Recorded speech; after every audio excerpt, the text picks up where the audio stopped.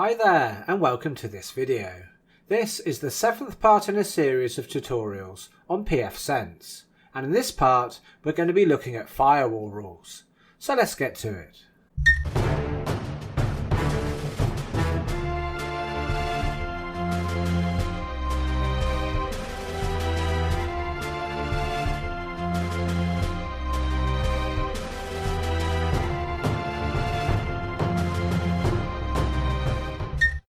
Right, so basically in this video we're going to be looking at firewall rules and how to use and create them in pfSense. So first let's look at the pfSense web UI. And what we're going to be looking at today is under the firewall rule tab at the top here. So let's look what's in here.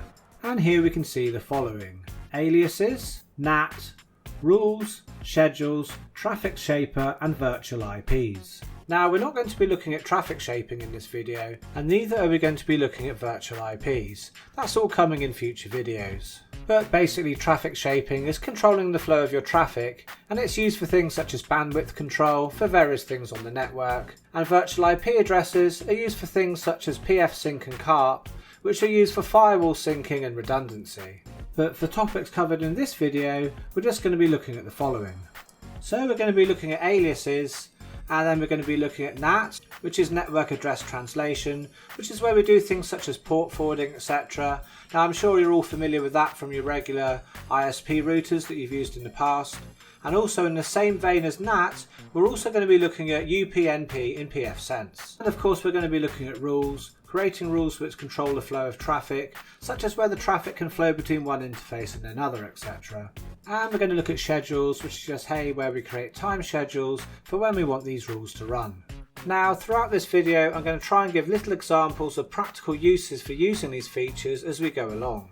But one of the examples is a kind of follow-on video to this that I've decided to separate into its own video.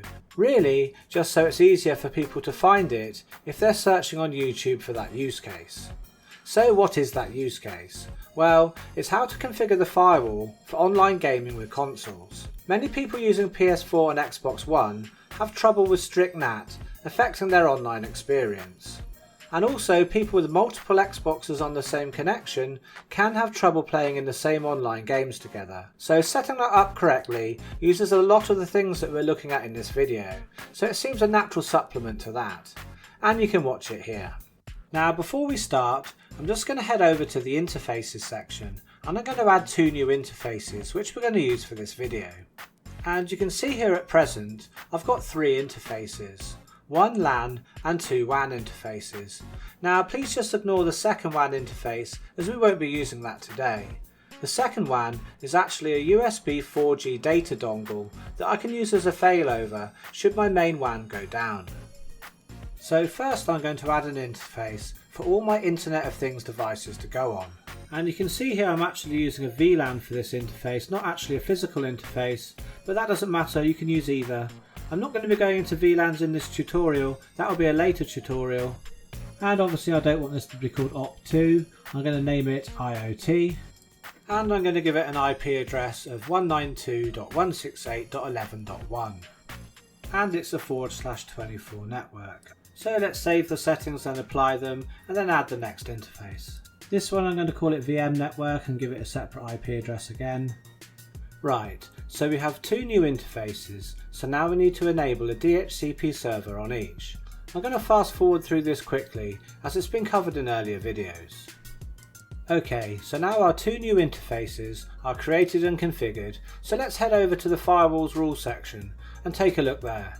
Let's look at the IoT interface. Now by default, when we create a new interface, it has no rules created at all. And when there's no rules on an interface, all traffic is blocked by default. That's just the default setting. The rules that we add will then allow the flow of traffic.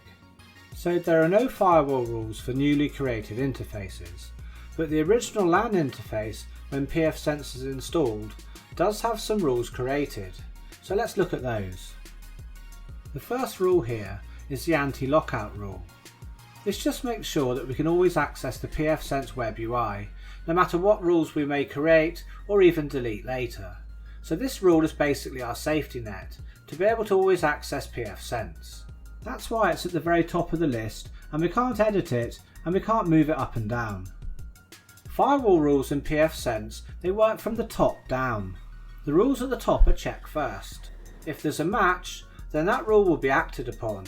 But if there's no match, pfSense will then move down to the next rule and check that, and so on. So the order of rules is very important. The next rules underneath are the default allow LAN to any rules. The bottom one here being the IPv6 rule. Because I'm not using IPv6 on my firewall, let's just ignore that rule, and instead let's take a close look at the standard default to any rule. So let's click on here where it allows us to edit and view the rule. The first thing to notice here is the rule's action. Note it's set to pass. So this will allow traffic through. Now the next thing here is the interface, and that's set to LAN. That's the interface the rule is bound to.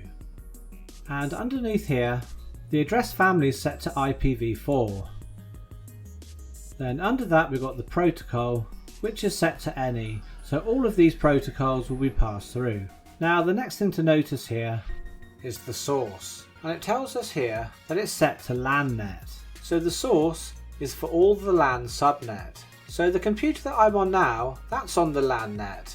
So my computer is in that source range. Now let's look underneath there, and next we've got destination, and we can see that's set to any. So this means that devices on this interface, the LAN net, can go anywhere. Yes, they can go to the internet, but also they can access all the other interfaces as well.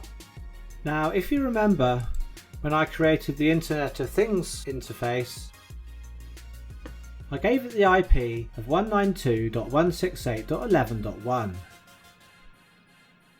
and we can see here that I'm connected to pfSense's web UI with the IP address 10.10.20.1, and the IP address of my computer, well, that's 10.10.20.100. But I can put in the IP address into my browser of the IoT interface 192.168.11.1, and I can access pfSense on that IP address.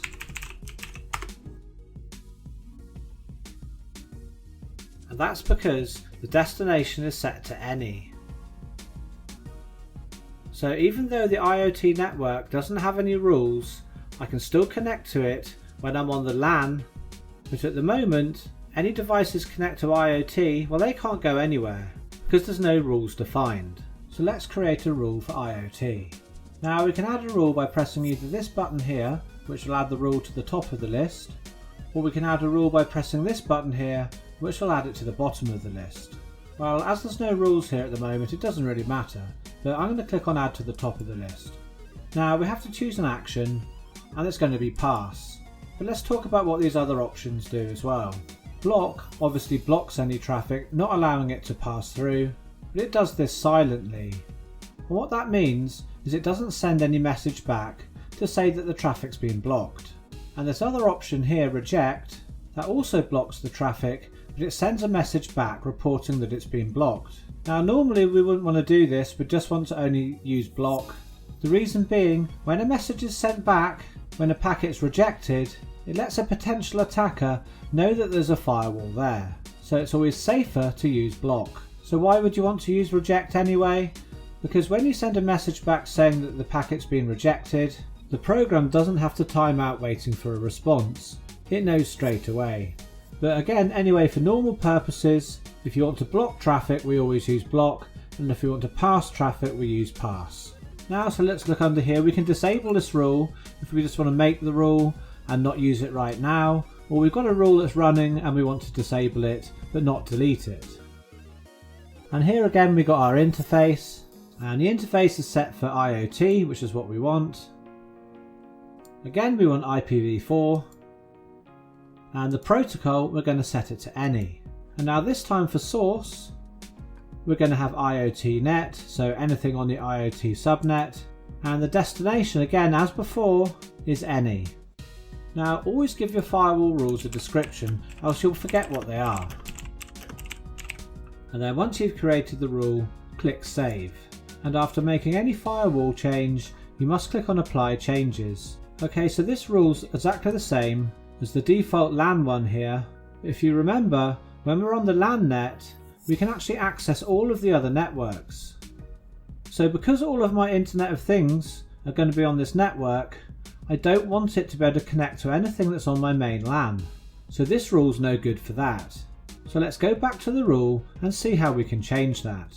So let's go down to our destination, and you can see we've got a tick box that says invert match. Now we want to tick that, and for the destination now, I'm going to select LAN net. So now what the rule says to do is the destination is anywhere except for, and that's what this invert match is, except for LAN net. So that means now the traffic will be passed through over interface IoT, protocol any, from IoT net to anywhere else except for the LAN net. So that basically keeps these two networks separated. And so I'd update the description and click save. So now you can notice here there's an exclamation mark in front of LAN net, and that just tells us that the destination is anywhere except LAN net. But again, this rule's all well and good, but what happens if we want the IoT to also not be able to go onto our VM network here? Well, we can do that as well. But this is when we have to start using aliases. So now let's go ahead and create an alias for the VM network and the LAN network. So let's go up to Firewall and click onto Aliases, and here on the alias page you can see we've got IP, ports, URLs and all. Well, obviously all is all of these here, but we can create aliases for IPs and ports, and this one here where it's URLs, that allows us to point pfSense to a web address where we can download from a URL files that can contain lists for our aliases. But for our purposes now, we're going to use an IP alias. So let's click onto add, and the type, we're actually going to drop down onto networks. And we need to give it a name, and I'm going to call it non then underscore IoT. And I'm using underscore because we can't use spaces in an alias's name. And the description, I'm just going to call it LAN and VM net.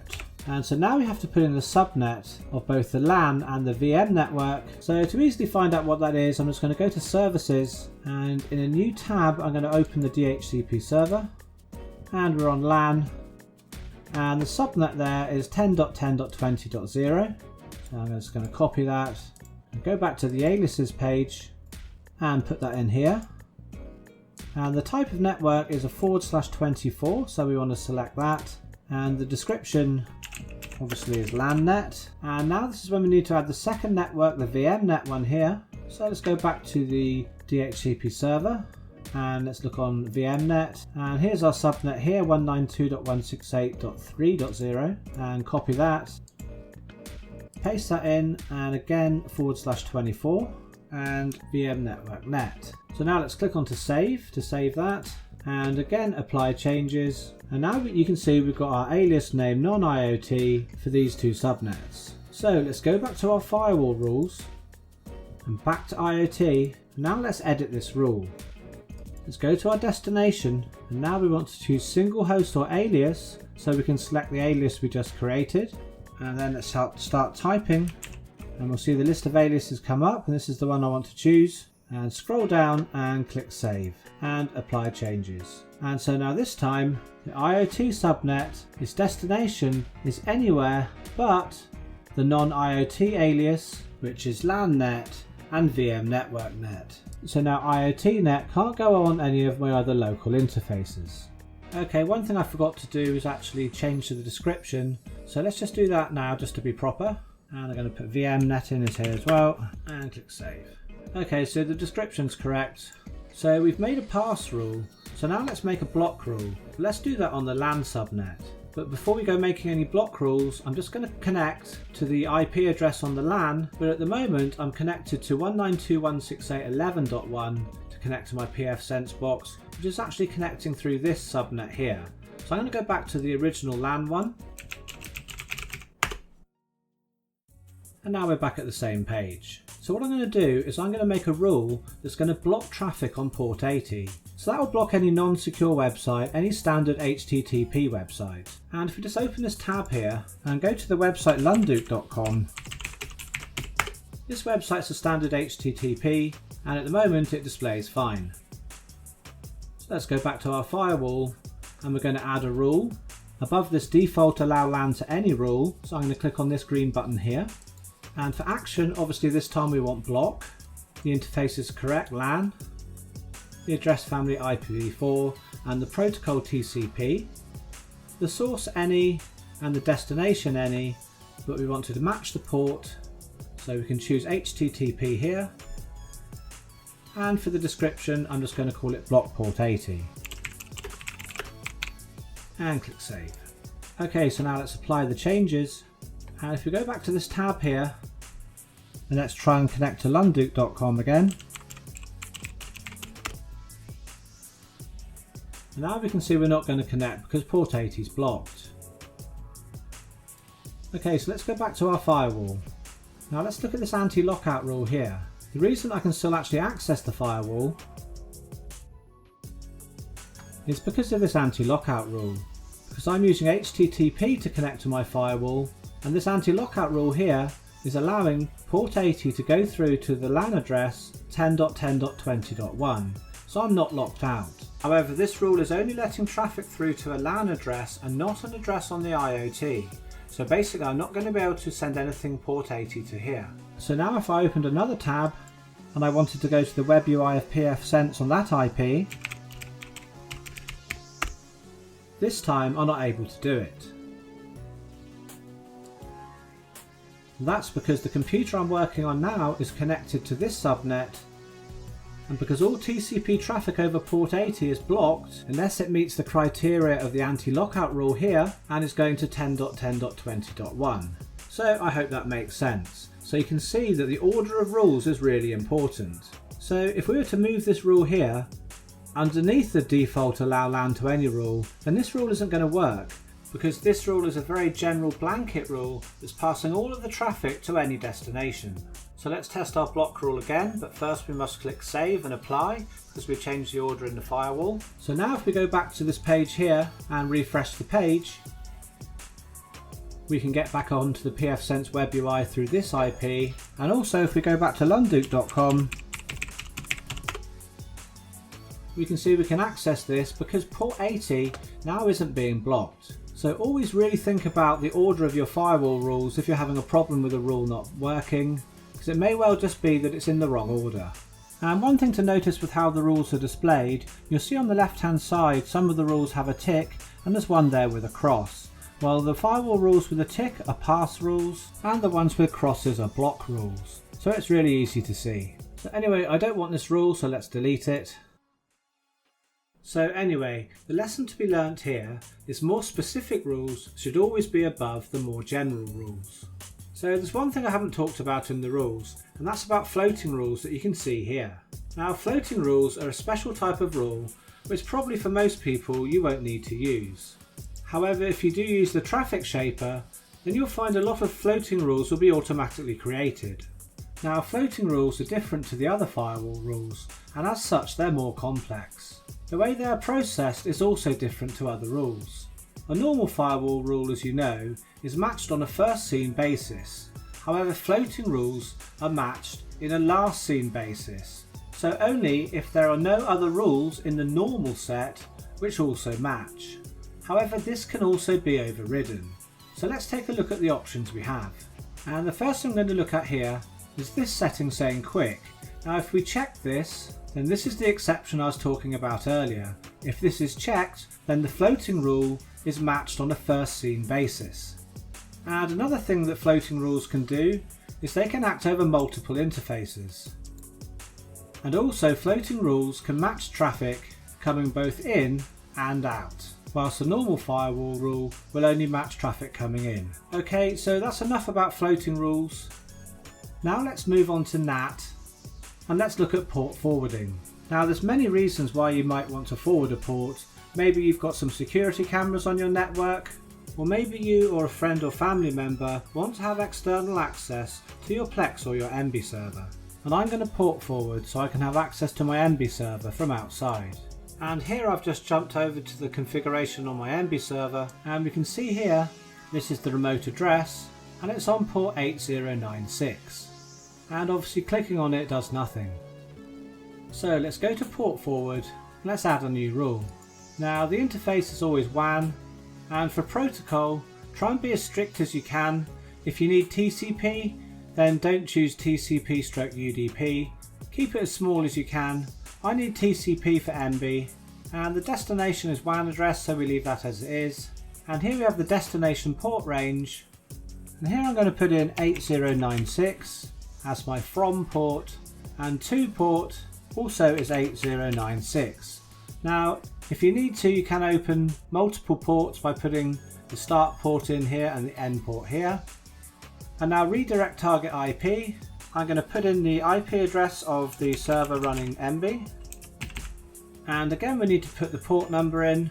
Again this is 8096, and description I'm going to put in MB, and I'm going to click save and apply changes. Now if I go onto my cell phone and see if I can connect to MB, I can, so that's good. But let's just go back here, and if I try and access the WAN address from on my network, it doesn't go through, but we can fix that. Let's go back to our port forwarding rule and click on edit. Now if we scroll down to the bottom, we have something here called NAT reflection. Now NAT reflection is also known as NAT loopback and NAT hairpinning. And basically what it does is allow us to access local services via the WAN address without actually leaving the LAN. And there's two different types which we can enable here, and I'm going to enable NAT plus proxy and click on to save, and again apply changes. Now I'm going to go back to the MB server and try and connect through the WAN address, and now I can connect absolutely fine. Now NAT reflection is also useful when we've got multiple games consoles on our internet connection, but we'll be looking at that more in the next video. Now so we've created our port forwarding rule. Now if we click onto firewall and go to rules, we can see here that a corresponding firewall rule has been created.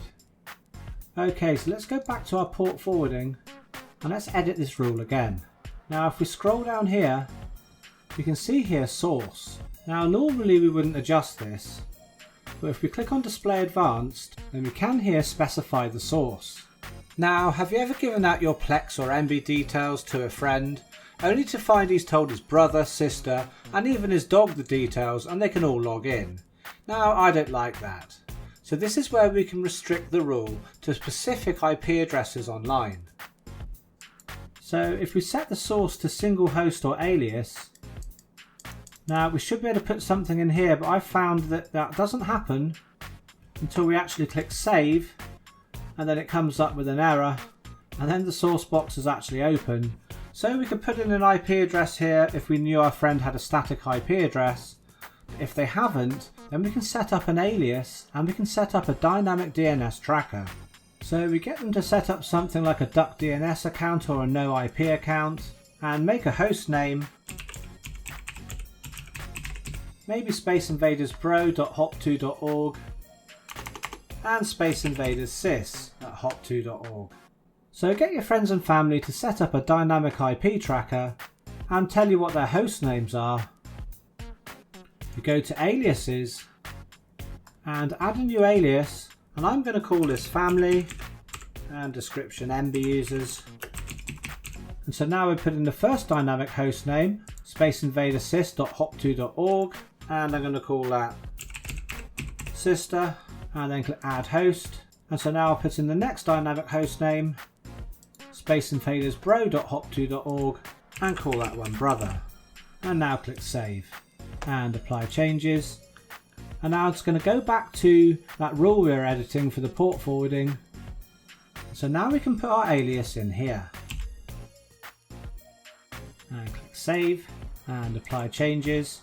And so now the only people that can access my MB server are my family, using the dynamic IP trackers to associate their IP address. Okay, and just to finish off this video, we're just going to quickly look at UPnp. So So let's click onto services and go down here to UPnp, and we can enable it here. And UPnp stands for Universal Plug and Play, and this allows devices on the network to automatically be able to open ports when needed. Now this is very convenient, but it is also with its problems and can have vulnerabilities, and this is why it isn't enabled by default on pfSense.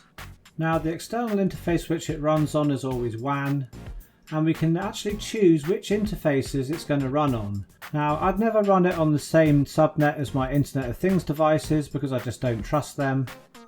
Now we can make UPnp a little bit safer in pfSense if we tick the default deny box here. And what this does is it sets the default to deny devices access to the UPnp service unless they're specified here below in this box ACL entries. But if you want all devices to be able to have access to UPnp, you just uncheck this and click save. Now if we go back to the main page on our pfSense box, and now we can see the UPnp service is running here. But we're going to be using this feature a lot more in the next video when we set up all our gaming consoles in pfSense. But for today, that's the end of this video.